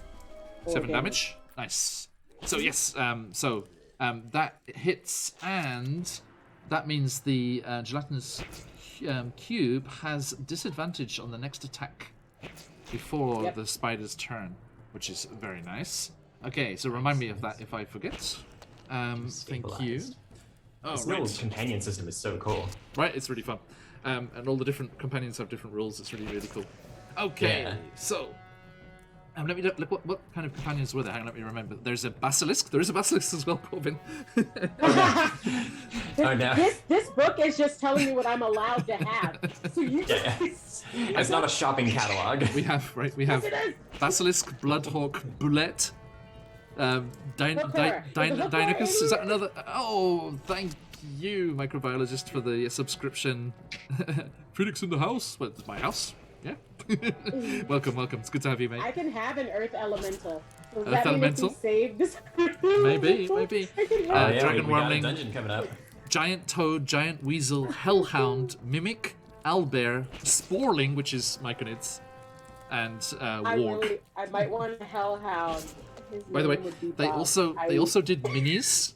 They also did minis for some of these companions, and the owlbear mini. It's like this huge owlbear, like rampant with like barding and like armor on it. And then Matt Colville was like grinning to himself, and he's like, and look, and he turned it round, and hanging off the armor. No, hanging off the back of the armor, there's a little teddy bear. He's got a little teddy bear. He's got his own little teddy bear. And these are the things I would do to my companions. I have to start crocheting. Corbin's getting a crochet needle at the supermarket when we're done here. Gonna be hanging upside down before bed, crocheting. Spider silk teddy bear. Just be adorable. Okay, welcome in everybody. How you doing, Lizzie? It's good to see you, mate. Okay, so Webster's first round as a newly statted companion is very successful as hell. Very successful. Yes, indeed. Daddy's baby. So that is your bonus action, right? Your bonus action is lost commanding Webster to do that. Okay. Yep. But you have your action and movement as normal. So actually, I really like this. I really like this for Corbin because you're gonna have to really decide if you're gonna, because like your bonus action does a lot for a monk, right? So you're gonna have to like, which do I do? So it's gonna be really tactical for you. Now so now my main attack has to be like very purposeful. But my main action right now is going to be trying to pull out the guy that's stuck inside of the thing. So please give me a strength check. Yes, please. Use them mask muscles. Them mask muscles. Okay, as always. I'm gonna use the mask right now. I'm gonna use the kiwi dice, which I think are good for a gelatinous cube. Kiwi fruit dice from our friends at Ice Cream Dice. And I'm allergic to kiwi. You're trying to kill me. Do you know the story behind these? They were supposed to be, because all of their dice are ice cream flavor themed. So this was their first ever attempt at mint choc chip. And it did not work, but they're like, hey, that looks like kiwi fruit. So they kept it. Go with that. But anyway, Chinese gooseberry. That was a strength check, and that's +4, so that's 12 + 4, which is 16. Oh, right. You do take 10 acid damage as you plunge your arms. Reduced to half because of absorb elements. As a reaction, right? Yeah. Yes. I have the sulk. Okay. I'm sorry. No, I'm joking. Please use your characters. Use your abilities. It's like when John gets so excited about attacking me with necrotic damage. It's like, Actually, yeah. Now Corbin has resistance. Actually, no. You don't have the fire resistance. That's when Charcuccio is your companion. That doesn't. It's one of the things for absorb elements. It gives me options. I get acid, cold, fire, lightning, or thunder. Do you choose? One of those. Is it when any of those hit you, or do you have to set one of them? Choose one of them per day or something? One reaction which you take acid, fire. It's or. All of these are or. Okay, cool. Duration is 1 round, so each round I can use this for a different thing if it's coming at me. Nice. Absorb elements. You have resistance. Yeah, you have. The spell captures some of the incoming energy, lessening its effect on you, and storing it for your next melee attack. You have resistance to the triggering damage type until the start of your next turn. So it's only until the start of my next turn, but it says also the first time you hit with a melee attack on your next turn, the target will take 1d6 extra damage of the triggering type. So the next thing I hit is going to get 1d6 acid damage because I took that. Yeah, that's cool. Okay, really nice. Elements. It's like I won't change it. Right? Yeah. So mark off your spell slot there. And Okay. So you do drain in some of that acidic energy into yourself, ready to funnel it back at your foes. Although they are very acidic, so they might not be. You're not sure if that's going to be. I'm pretty sure it's not gonna be the best thing, but it'll lessen it on me, and that's what I'm. What I'm concerned with. Yeah, first and foremost. So that is 5 acid damage instead. And with a check, you said it was 16 for the strength check? Yes, 16. Okay, excellent. So yes, you plunge your arms in and grab hold of Mev Flintnapper and heave, and there's that resistance there, and you feel a tug on your belt as Charcuccio has chomped his jaw down on your belt and is like also pulling back with little streams of black smoke coming out the side of his mouth, and you with a there's this impressive sound, and then you just hear a sure. it burns, it burns, it burns. I just want to say that in a Scouse accent. Sorry. It sure does. And it's like water. Right, Sure well, does. there's that big pool right next to you. Yes, you just like yeet him towards it. Yes. Just keep the momentum of the release. You know, It sure does. It's so Right, funny. and kind of yeet him, and then just like my arms are like, yep, you sure do. You're welcome. Oh yeah, that burns. And there's like he just like splashes, like your belly flops into the water, and then he's just like. We are gonna get to use Just, the like, flower splashing the around. flower bandages because I'm gonna need to wrap my arms later. Indeed.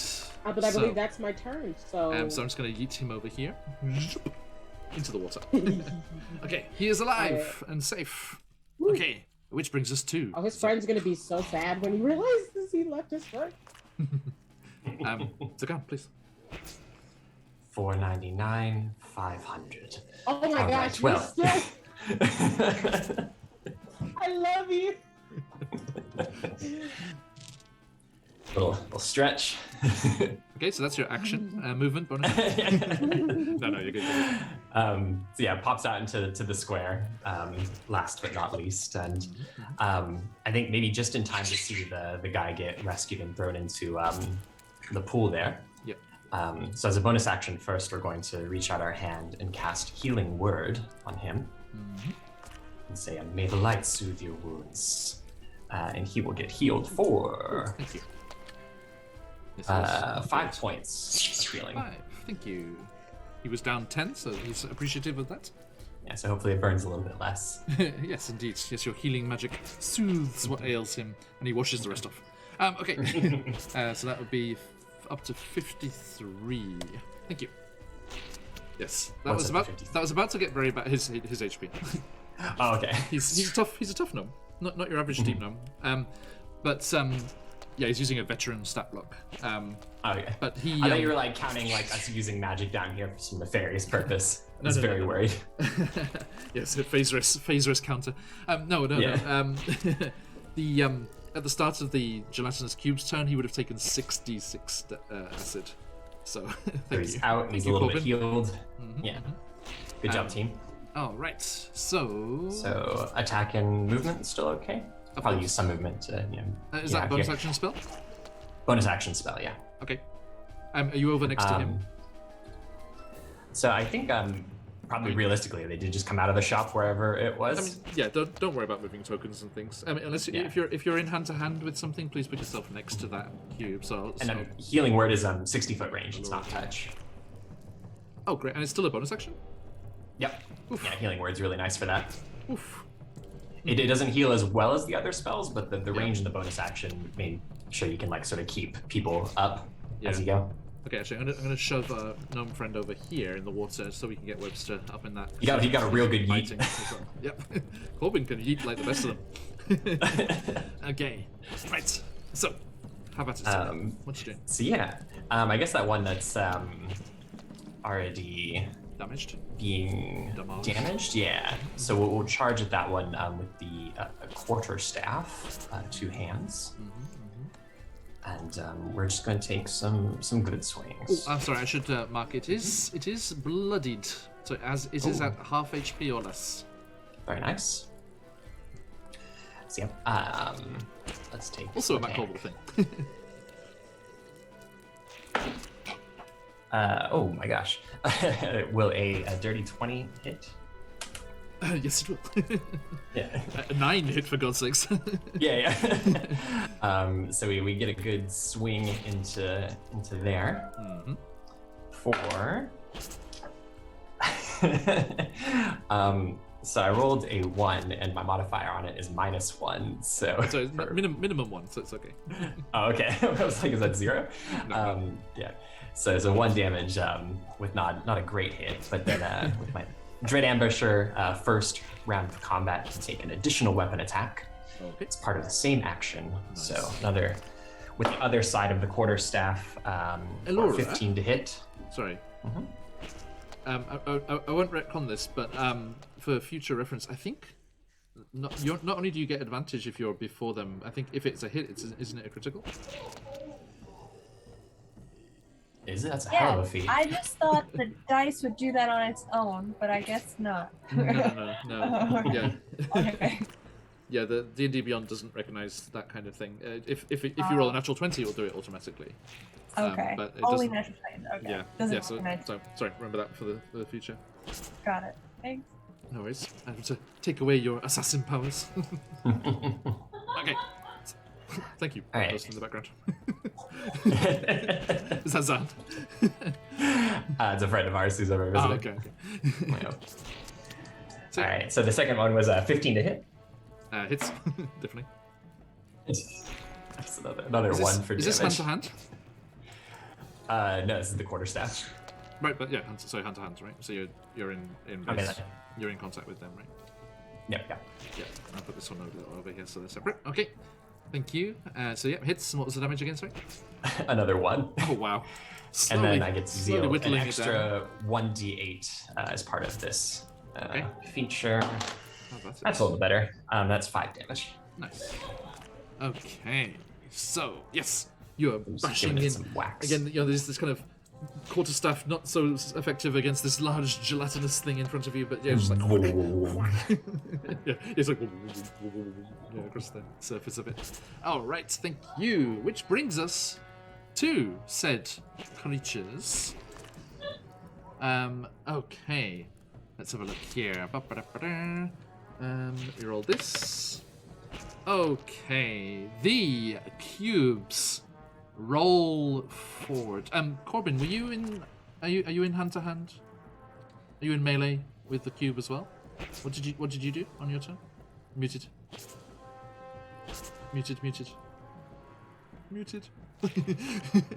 After I yeeted him into the water, I shoved my arms in the water to like get Okay. what was on me off. So yeah, so you're over that side. Yeah, I'm over there. I'm technically not in combat, but I'm about to re-enter. Well, no, actually, allow me to bring the combats to you as this cube rolls forward and tries to engulf you. And Zakan, you kind of nimbly step to the side as this one goes rom and engulfs Laura. For some reason, I can't put it above Laura. Can I do this? Nope. She's unengulfable. So I need Corbin and Elora to make a dexterity saving throw, please.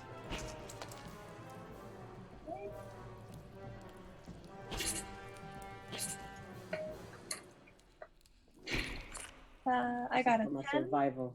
10, okay. Corbin? I'm using my Sith dice. This is for survival. Dexterity save. I got a +5. I could be completely fine. What? So I rolled a 10. Thankfully, I have a +5, and that makes it 15. Okay. So, Corbin, you may choose to go to the side or back, Okay. back towards the gnome. Which way would you like to go? Back towards the gnome, I yeeted into the pool. Yeah. You, like it tries to engulf you, and you dodge out of the way. Do you dodge to the side or dodge back? I'm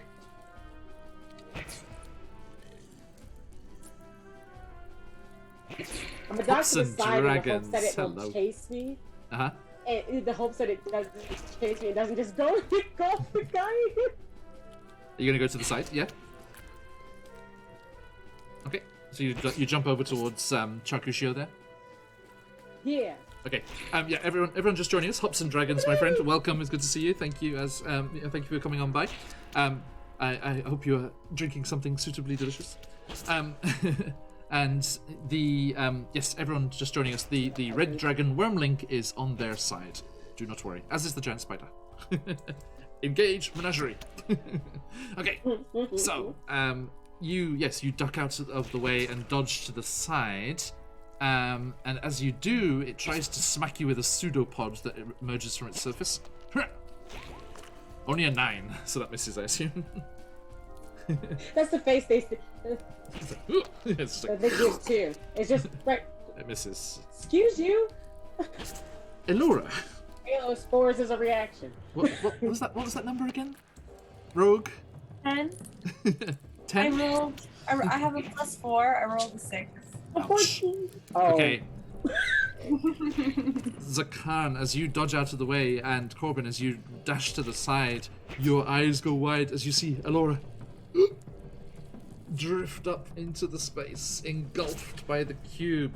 Elora, you take Laura, stop it. 9 acid damage, and I you have- cannot breathe. Oh. I have uncanny dodge. Does it help me with this kind of attack? Can you read it for me? I don't think so. When an attacker that you can see hits you with an attack, you can use your reaction to have the attack's damage against you.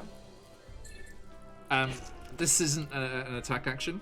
It's just this special ability because you're taking the damage because you're completely surrounded by this acidic substance now. So yes, I'm afraid not. So you can just kind of see a blurred image of the surroundings. Webster's kind of like agitatedly dipping from foot to foot as it's trying to help you. And you yes, you just cannot breathe at all, and you just feel the whole of your surface of your skin just start to tingle and burn as you start to be digested. Okay. Now you.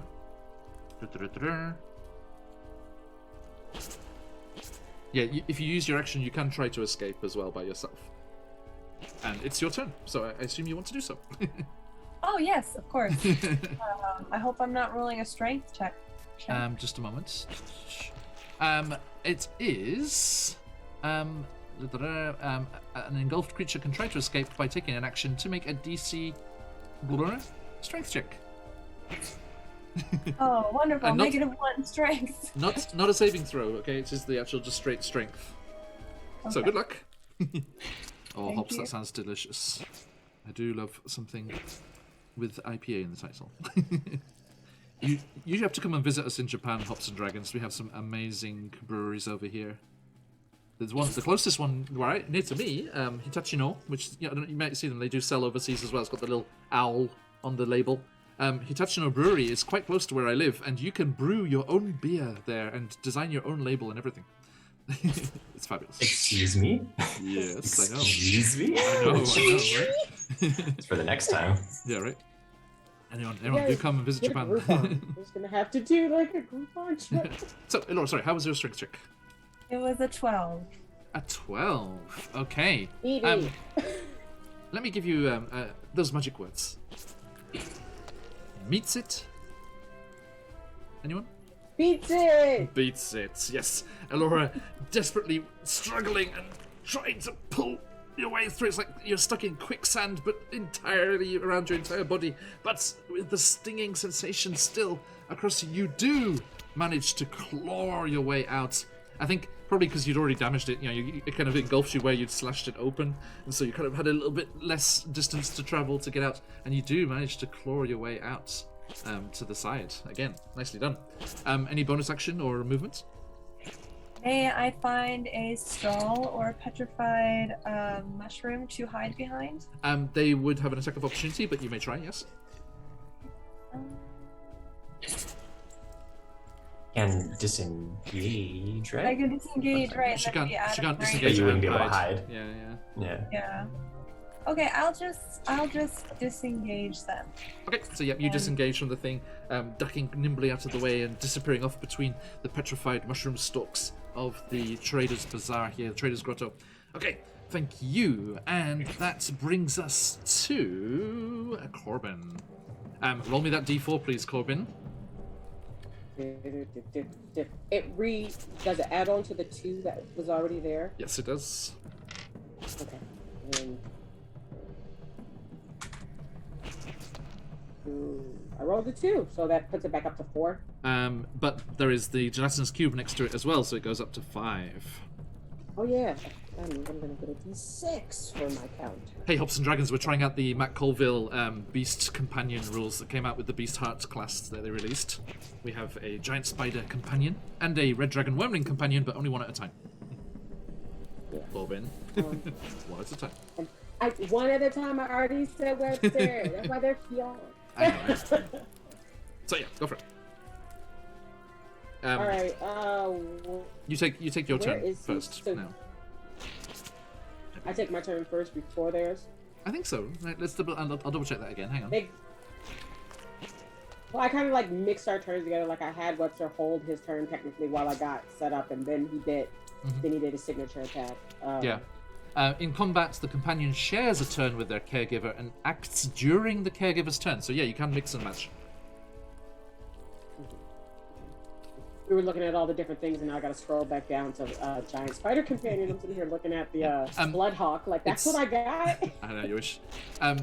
There is the it is bookmarked on the side if you want to jump around a bit quicker.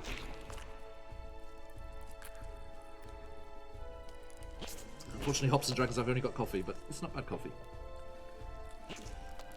Wrong end of the day. It is only lunchtime here. So, I'm looking at the map. Yep. Webster is there between Alora and the other gelatinous cube, right? Yes. Is homeboy that yeeted into the pool? Is he getting up yet, or is he still just like, dear Lord, why? He's out of this. He's just like washing off the acid and and then just trying to escape. Yeah, he's like watching you all, and like you all look very competent. He's just like, okay, I gotta get out. Well, Lauren may not be happy about this fact. I am going to kind of like point to her and send Webster over to just do what he do, but do it over there with Laura, like as backup. And then I would like to go over to his. Sorry, are you going to move away from the cube? The cube that I'm next to? No. I just want him. No, is Webster going to move away from his? No, that's the one that he's between that one and Alora. I'm gonna yell over there for him to stay next to Alora and stay there. protect Okay, her, and then I'm gonna go help Zakan. Oh, and then I'm gonna go help Zakan. So there's 2 on 2 on each of the cubes. Gotcha. But that's just leaving him up to do his signature move, and for me specifically, because I don't believe that takes any of my bonus actions, right? Zakan's on the bloodied one, and Webster's on that one as well. So you're gonna stick on the one you're with? Yeah. Okay. So yeah. So the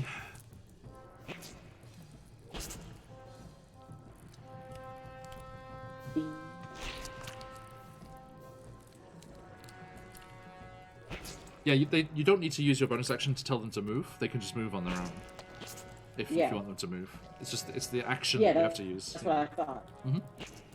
Cool. Okay, so yeah, go for it. But then for my action, I would like to. Yeah. I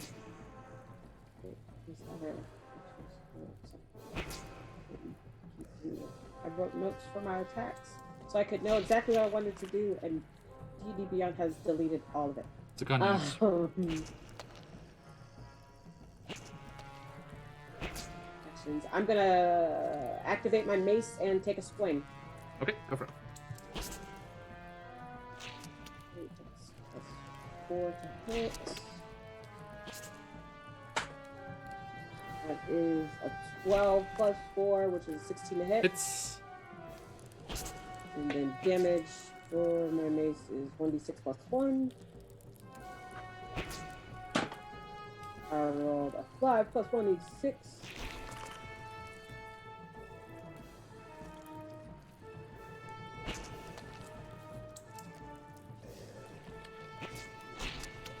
Since I'm not doing anything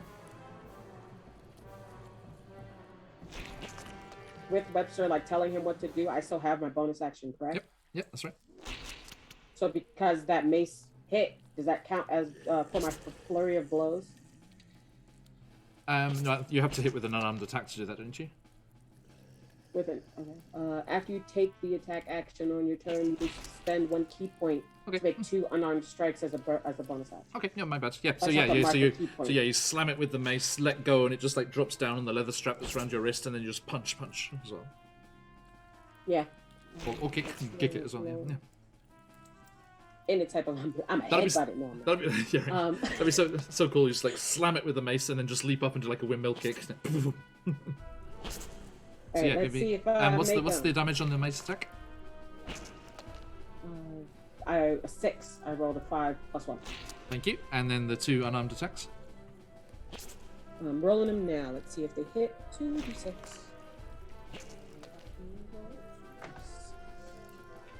Wait, 2d6. Ah! Wait! I want to show. I rolled double 17s on both attacks. Nice. Okay, 2 hits.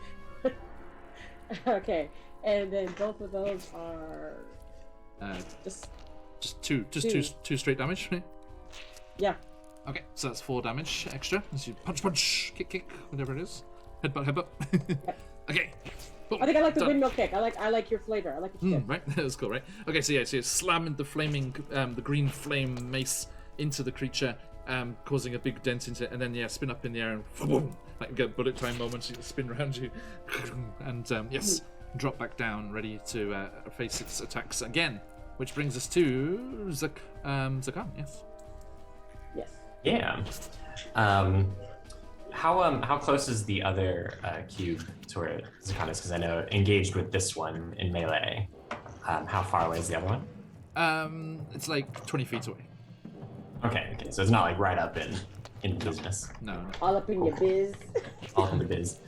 20 feet is perfectly fine though, because Zakan, their eyes behind the mask begin to, glow, and all that energy channels into the staff, and they slam it down and cast Radiance of the Dawn. Nice. And so they have to make, let's see, Constitution saving throws. Both cubes. Is there a radius thing? Yeah, it's 30 feet, but it's ones that you choose, so it's Nice.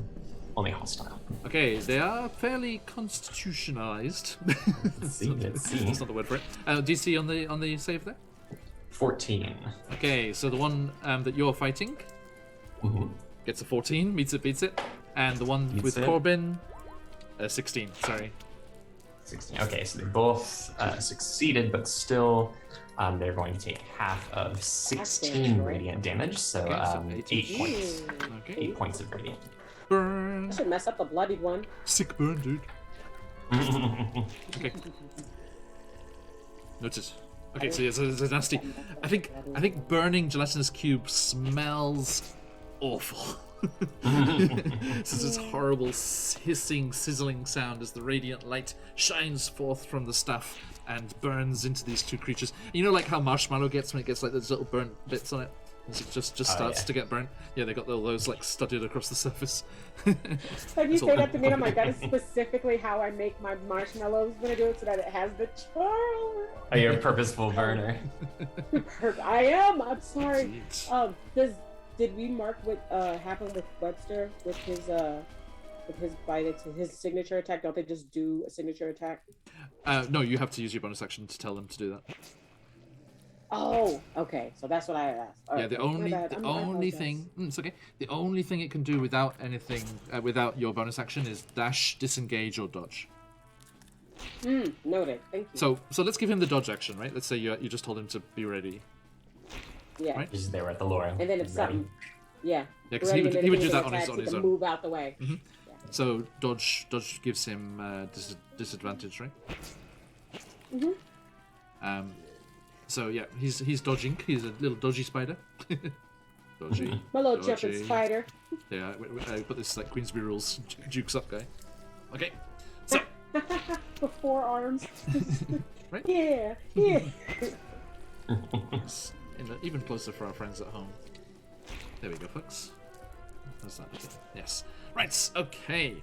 So that brings us to said gelatinous cubes, and let's see here. Okay. Webster can make their normal bite attack. Because the cube is going to try and engulf Zakaran. So Rude. please roll me to hit. So it's a +6 to hit.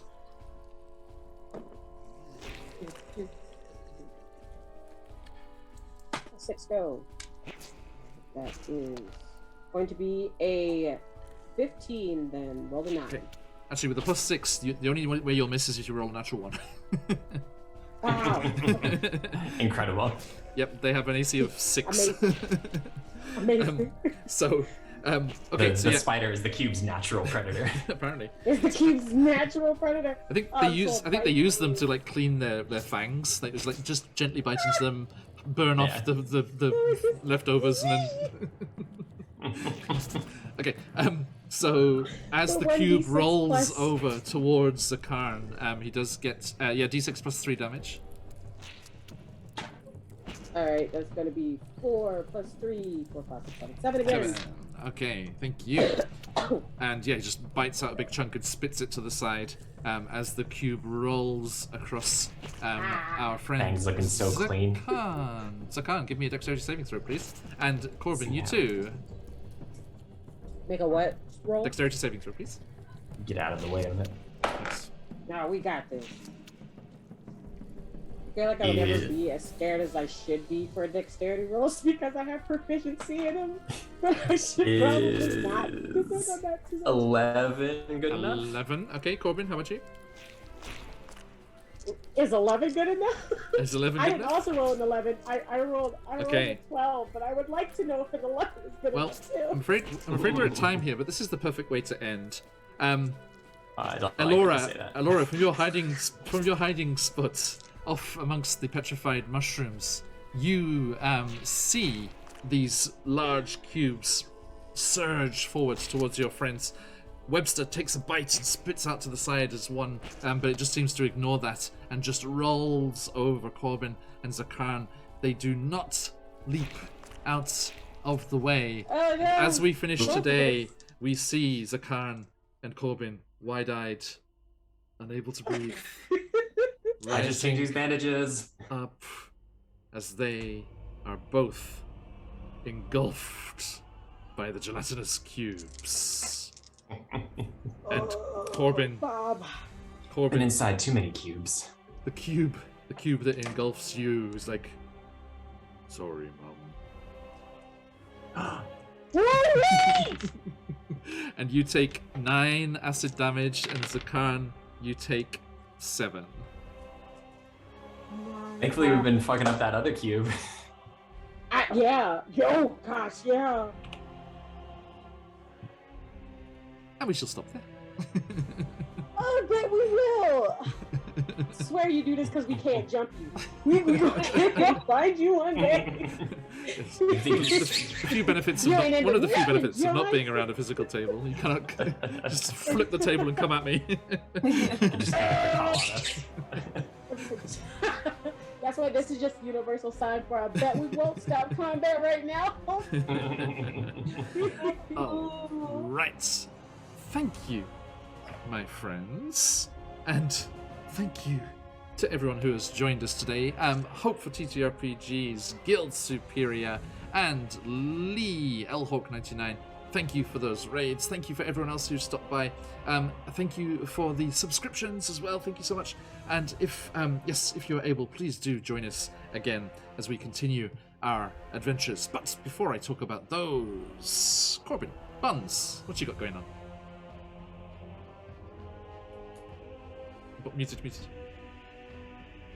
Muted. Ah, hey everybody, it's me once again, and I'm a Buns. Is there anything happening with me coming up? No, technically I'm still on vacation. Hey. This has been the only exception of such things because I can't not play with you guys. Thank you. You're welcome. But as of right now, that is all I have. You can go on magpie.com magpiegames.com if you would like to have me as a GM for once and get it all rocked, but as superheroes, I will say. And other than that, you keep a lookout for me on Twitter at Battlestar Bunny. I changed it. No, it's not. It's still at Honey Buns. It won't let me change it to Battlestar Bunny. But you can follow me such on Twitter to hear about the Black as Fucking Noble podcast that will be coming out soon. Awesome. Thank you so much.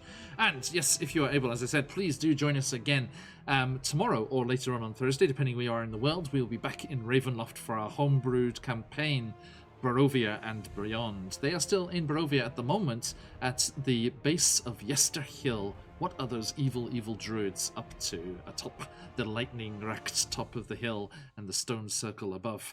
Then, tomorrow or Thursday evening, depending where you are in the world, Friday morning over here, we will be back. See, I keep doing that by mistake.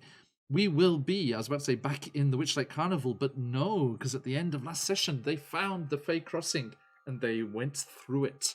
So we will join them as they emerge in the Feywild for the first time. Do not miss it. It's going to be great. And do not miss it because we are going to have a new player joining us as they find the incredible Scarlet from the College of Inspiration playing Corey, a ranger, Fey-touched ranger in the Feywild here.